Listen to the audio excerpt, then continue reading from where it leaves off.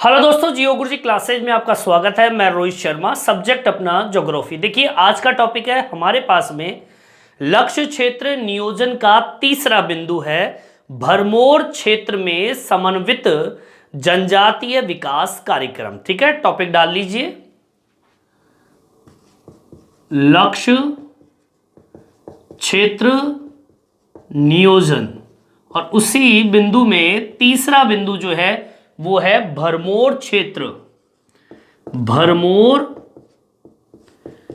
क्षेत्र में समन्वित। ठीक है, ये समन्वित जो शब्द है ये एक कार्यक्रम से संबंधित है और मैं बताऊंगा आपको कि ये समन्वित का मतलब होता क्या है। ठीक है, अब इसको कंप्लीट करते हैं। जनजातीय विकास कार्यक्रम, मैं आपको बता दूं इसका मतलब समझ लीजिए पहले। देखिए भरमौर एक क्षेत्र है, भरमौर एक तहसील है, हम कह सकते हैं भरमौर, और एक शब्द और है होली। ये दो शब्द जो है वो एक तहसील से संबंधित है और यहां पर एक जनजाति निवास करती है, गद्दी जनजाति, और उसके पिछड़ेपन की स्थिति को ये टॉपिक बताएगा और इसमें यह भी बताएगा किस तरीके से इस भरमौर क्षेत्र के अंदर कुछ ऐसी जनजातियां निवास करती है, जैसे कि मैंने अभी बताया आपको गद्दी जनजाति। उस गद्दी जनजाति के विकास के लिए सरकार के द्वारा कुछ कदम उठाए और वो कदम क्या थे? समन्वित जनजाति विकास कार्यक्रम। मतलब आपके भरमौर क्षेत्र में जो रहने वाली जो जनजाति है उसके विकास के लिए एक कार्यक्रम चलाया, उसे कहते हैं समन्वित जनजातीय विकास कार्यक्रम। और ये तरीके से हम कह सकते हैं कि इसकी जो विकास की जो स्थिति कब प्रारंभ हुई थी, जब इस जनजाति जो कि गद्दी जनजाति है, जो कि यहां रहती है, उस जनजाति को अनुसूचित जनजाति में जब शामिल किया 1970 के बाद की बात है। तो 1970 के समय जब शुरू हुआ तो इस जनजाति को, गद्दी जनजाति को अनुसूचित जनजाति में डाल दिया और तभी से इसका विकास हुआ और ये कार्यक्रम जो है वो इसी जनजाति के विकास के लिए चलाया गया। ठीक है, तो इसी के ऊपर आधारित ये बिंदु है। तो मैं आपको बता दूं ये क्षेत्र है कहां पर, सुन लीजिए। देखिए भरमौर जनजाति क्षेत्र में हिमाचल प्रदेश के चंबा जिला, उस चंबे जिले की दो तहसील है, एक का नाम है भरमौर और दूसरे का नाम है होली। ठीक है, इस लाइन को मेंशन कर देते हैं कि ये कार्यक्रम, विकास कार्यक्रम चलाया कहां पर था। ठीक है, यहीं से शुरू करेंगे अपन। भरमौर जनजाति क्षेत्र, जहां पर ये जनजाति निवास करती है उसे भरमौर जनजातीय क्षेत्र कहते हैं। ये क्षेत्र हिमाचल प्रदेश के चंबा जिले की दो तहसीलें, अब वो दो तहसील कौन सी? एक भरमौर और दूसरी है होली। ये दो जनजाति आपके भरमौर जनजातीय क्षेत्र से संबंधित है। ठीक है, इस क्षेत्र को इसमें क्या किया? शामिल किया है, जहां पे इन्होंने विकास का कार्यक्रम चलाया। ठीक है, अब देखिए ये तो क्षेत्र की बात हुई। यह 21 नवंबर 1975 से अनुसूचित जनजाति क्षेत्र बनाया गया। मतलब भाई विकास करना है तो ये जो जनजाति, जो कि जनजाति मैं बताऊंगा यहां पे जनजाति है गद्दी जनजाति, उसके विकास के लिए 21 नवंबर 1975 से इस जनजाति को अनुसूचित जनजाति क्षेत्र में डाल दिया। मतलब इस क्षेत्र को ही अनुसूचित जनजाति में डाल दिया जिससे विकास हो सके। ठीक है, यह क्षेत्र को 21 नवंबर 1975 से अनुसूचित जनजातीय क्षेत्र में रखा। ठीक है, आगे सुनिए। इस क्षेत्र के अंदर गद्दी जनजातीय समुदाय का आवास है। ठीक है, ये दूसरी तीसरी लाइन है। इस क्षेत्र में गद्दी जनजातीय समुदाय का आवास है मतलब घर है। गद्दी जनजाति यहाँ पे निवास करती है, जो मैं बार बार आपको बता रहा हूं। गद्दी जो लोग हैं वो हिमाचल क्षेत्र में एक अपनी पहचान बनाए हुए हैं और ये ऋतु प्रवास भी करते हैं। जैसे ऋतु आती है गर्मी सर्दी, तो पहाड़ों से नीचे, नीचे से ऊपर, जैसी ऋतु के अकॉर्डिंग ये चलते रहते हैं। ठीक है, लिखेंगे गद्दी लोगों ने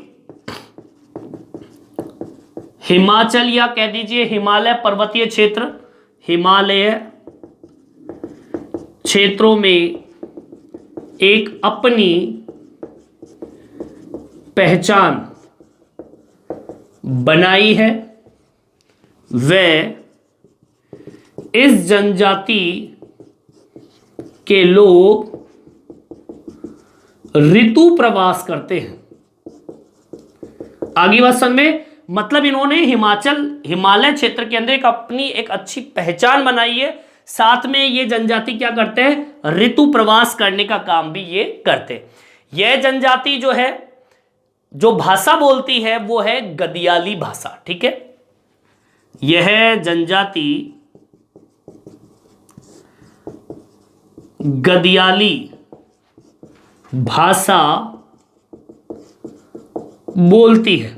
ठीक है, क्वेश्चन आ जाए कि गद्दी जनजाति के लोग कौन सी भाषा बोलते हैं, गदियाली भाषा बोलते हैं। ठीक है, अब सुनिए इस क्षेत्र की कुछ विशेषताएं हैं जो कि यहाँ की सामाजिक और आर्थिक स्थिति को प्रभावित करती है। वो कारक कौन कौन से, सुनिए। भरमौर जनजाति क्षेत्र, एक तो कठोर जलवायु है, यहाँ पर संसाधन यहाँ पर कम है क्योंकि पहाड़ी क्षेत्र है, पर्यावरण भृगु है, इसी कारकों की वजह से यहाँ की अर्थव्यवस्था और समाज जो है बहुत ज्यादा क्या है, प्रभावित है। लिख दीजिए इसको, भरमौर क्षेत्र की जलवायु कठोर, संसाधन कम व पर्यावरण भृगुर है। ये कारक इस क्षेत्र की आर्थिक व सामाजिक स्थिति को क्या करता है, प्रभावित करता है।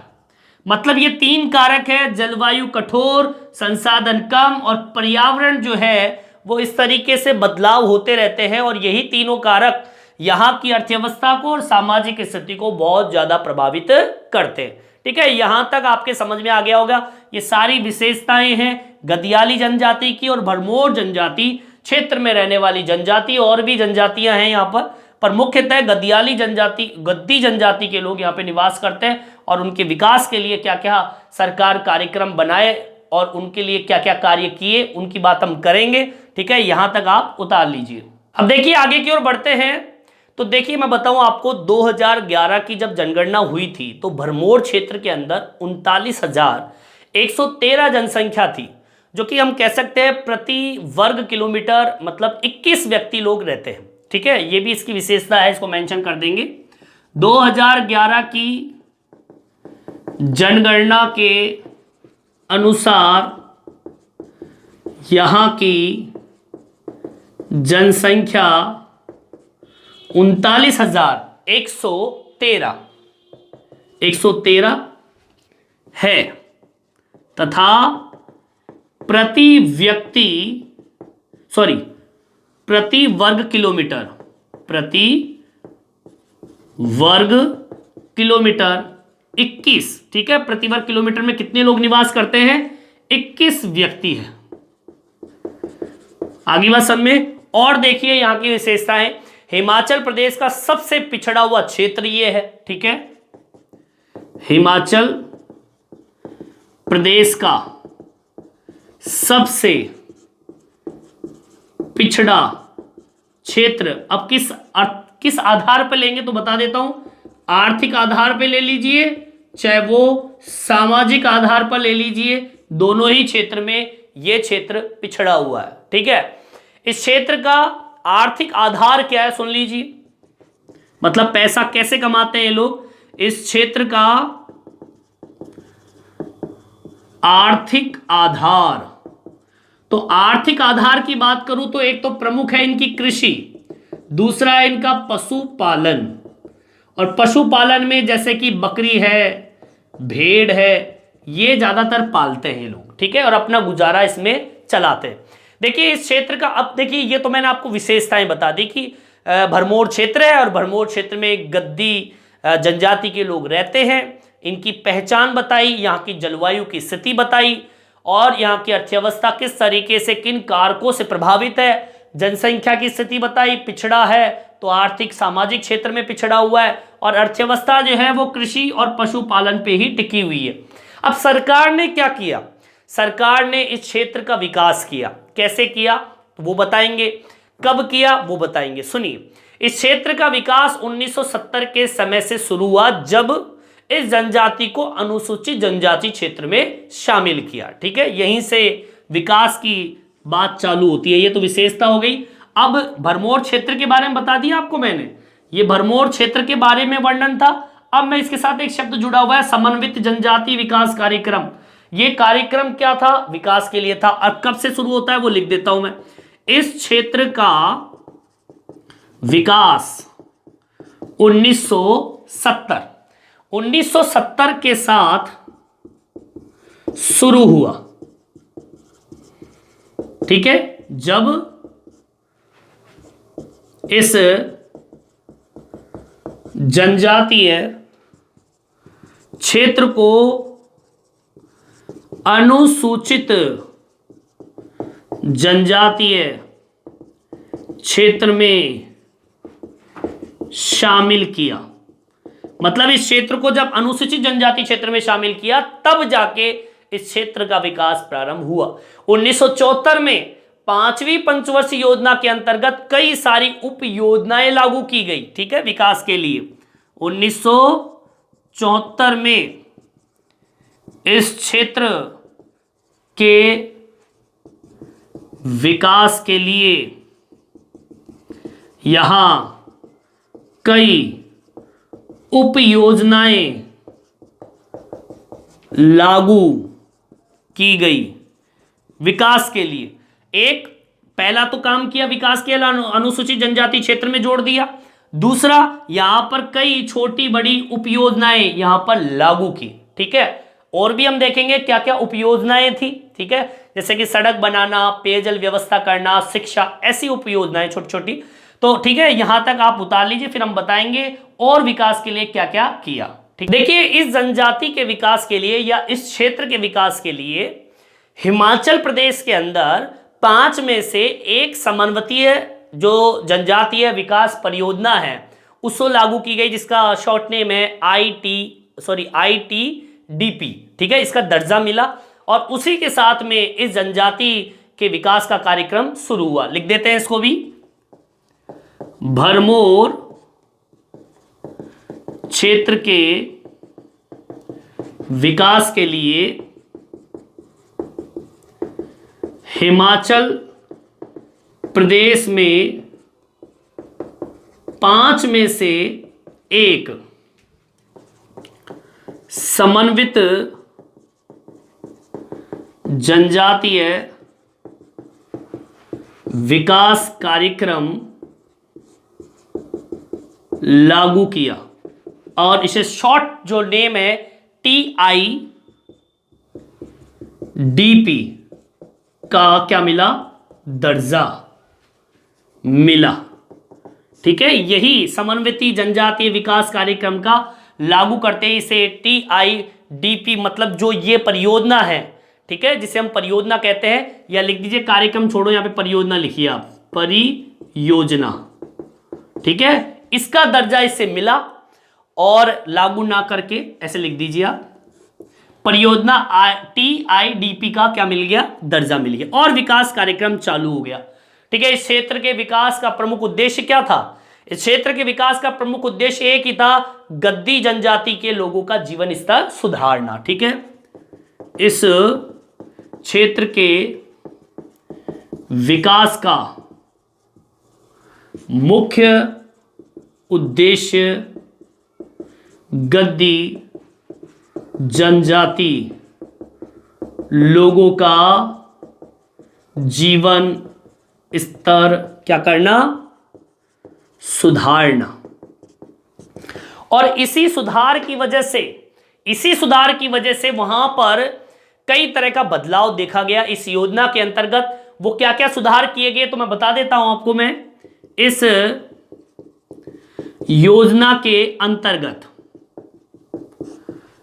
प्रमुख विकास क्षेत्र वो कौन कौन से क्षेत्र थे जहां पे विकास का कार्यक्रम चालू रखा, जैसे कि परिवहन है, ठीक है, परिवहन है, संचार है, कृषि क्षेत्र है, यहां इसको महत्वता दी गई, सामाजिक क्षेत्र है, ठीक है। इसके अलावा सामुदायिक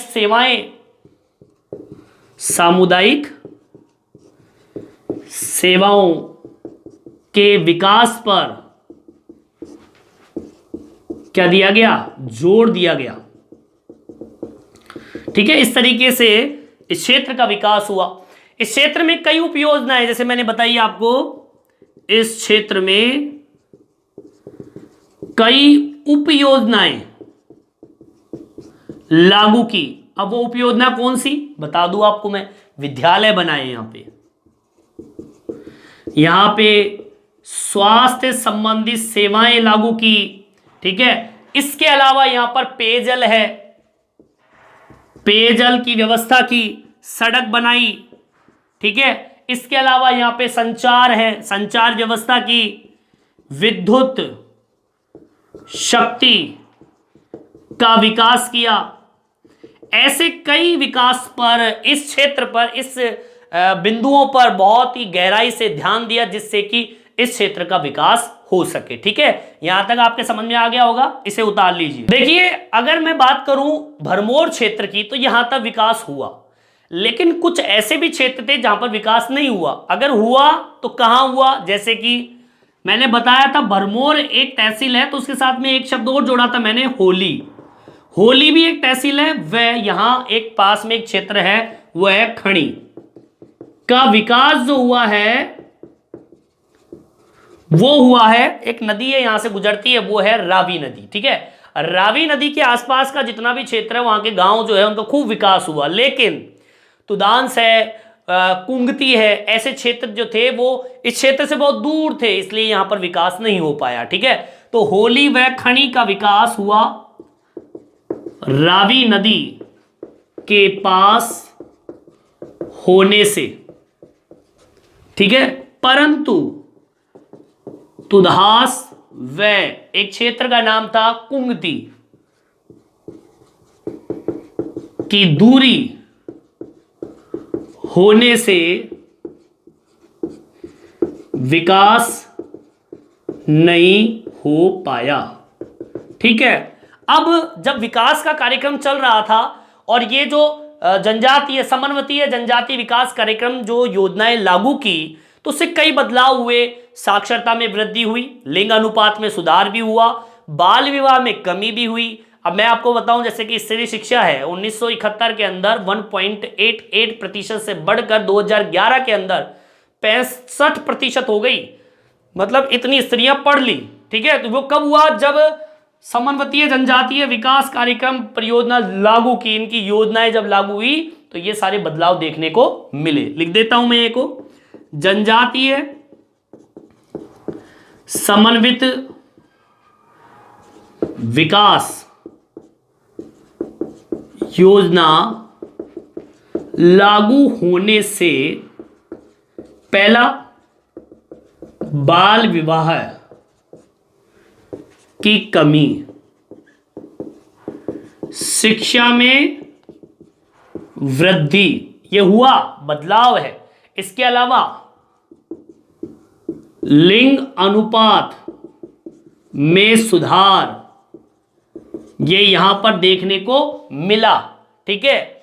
इसके अलावा मैं बता दूं 1971 में 1.88% साक्षरता वृद्धि को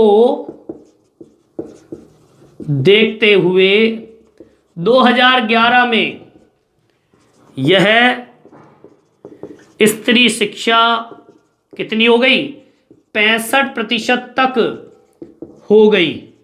ठीक है, ये बदलाव देखने को मिला। ठीक है, कि पहले स्त्रियां जो थी वो कम शिक्षित थी, लेकिन जैसे जैसे 2011 में आए तो ये कितनी हो गई, 65% तक हो गई। इसके अलावा यहां पे जब ये कार्यक्रम लागू हुआ तो खाद्य उत्पादन और पशुचारण, पशुओं के उत्पादन में भी वृद्धि हुई। लिख देता हूं, खाद्य उत्पादन में वृद्धि व पशुपालन में वृद्धि हुई। यह विकास देखने को मिला जब इस कार्यक्रम को लागू किया गया।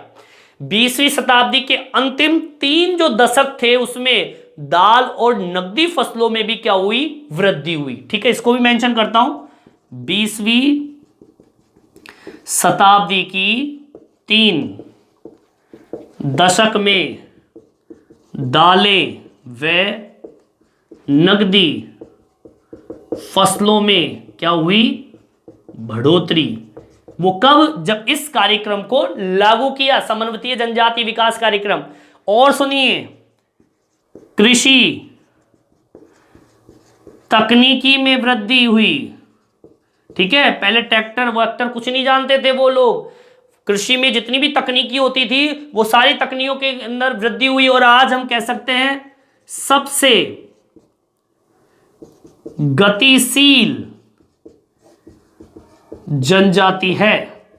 और ये गतिशीलता कब आई, जब ये कार्यक्रम लागू हुआ। अब देख लीजिए, वो जनजाति जो कि पहाड़ी क्षेत्रों में रहती है, और वो जनजाति जो कि बहुत पिछड़ी हुई है, वो जनजाति जिसका शिक्षा स्तर बहुत नीचे था, वो जनजाति जहां पर किसी भी प्रकार की उप योजनाएं लागू नहीं थी, इसे जनजातीय अनुसूचित जनजाति में रखा नहीं गया था। और जैसे ही ये कार्यक्रम लागू होता है और ये सारी की सारी विकास की स्थिति सामने को देखने को मिलती है, और आज सबसे ज्यादा गतिशील जनजाति की श्रेणी में इस जनजाति को रखा गया है। तो यही है भरमौर जनजातीय क्षेत्र समन्वितीय विकास कार्यक्रम से संबंधित बिंदु। ठीक है, यहीं पर ये टॉपिक कंप्लीट होता है। इस वीडियो में इतना ही। ये वीडियो आपको कैसा लगा कमेंट्स करके जरूर बताएं। मेरे चैनल को सब्सक्राइब जरूर करें जिससे नए नए वीडियो आप तक पहुंचा सकूं। धन्यवाद।